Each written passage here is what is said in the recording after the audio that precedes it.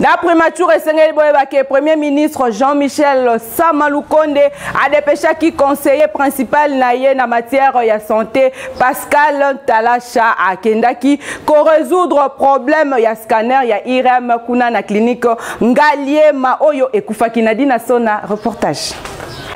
En panne depuis 2 ans, ba machine oyomi balé ya ba service ya radiologie na imagerie ya clinique Ngaliema totangi scanner na IRM ba outil important oyo ba itilizaka yango na dépistage ya COVID-19 pe prise en charge ya ba maladie oyo baza konyo kwama na pathologie cérébrale pe ba lésion misusu yango ezala ki réparer pe ezongeli kosala grâce na appui ya Premier ministre Jean-Michel Sama Lukonde oyo a s'inscriva qui na vision ya président de la République Félix Antoine Tshisekedi Tshilombo na matière oyo nde a hésita quitter ko répondre na mbela oyo ba médecin pe staff dirigeant ya clinique Ngaliema balança qui remise ya service ya scanner oyo et intervenir na conteste oyo pour clinique Ngaliema ezwa ki charge gratuite na batu oyo ba bela ki COVID-19 na période ya 3e vague bo simba ke conseiller principal ya Premier ministre na matière ya santé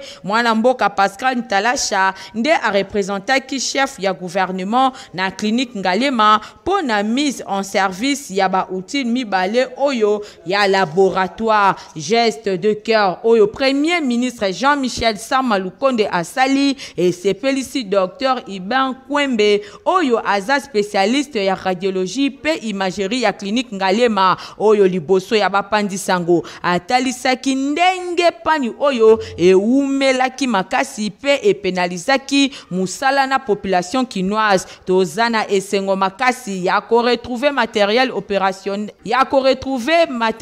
opérationnel na biso pona ko rendre meilleur musala na population to profiter na occasion oyo pona ko remercier Premier ministre pona réaction na ye na lombango pona oyo etali problème na biso oyo to pozaki ye tolobi ke ezali ya sukate kasi toza kozela ba action mosusu epai na ye poto ye bana ko moderniser ba service na biso ezabongo ba machine paraclinique ya médecine esunga kabiso pona ko poser ba diagnostic pona ko soigner ba patient na sima ya réparation tozui déjà ba maladie ebele oyo bazali satisfait po esali déjà une année to bandaki kotinda bango libanda po basala ba examen et sikoyo nyonso ekomi kosale makaka awa surtout na eleko ya COVID-19 oyo tozalaki penza handicapé na 3e vague post scanner